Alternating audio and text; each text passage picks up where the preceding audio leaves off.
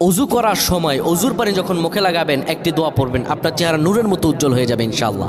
আপনার চেহারা নূরের মতো উজ্জ্বল হয়ে যাবে, চেহারা থেকে ব্রণ, মেস্তা, কালো দাগ সহ যাবতীয় সমস্যাগুলো আল্লাহ তাআলা দূর করে দিবেন এবং আপনার রিজিকে বরকত হবে ইনশাআল্লাহ।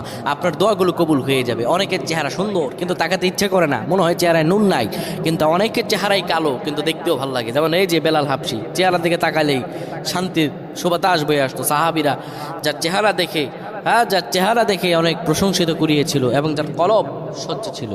প্রিয় ভাইরা আমার, অজু যখন আপনি করবেন, অজুর পানিতে যখন আপনার চেহারা ভিজাবেন, তখন অজুর পানিতে আপনি এই দোয়াটা 3 বার পরে, দুরূদ শরীফ 3 বার পরে ফু দিবেন।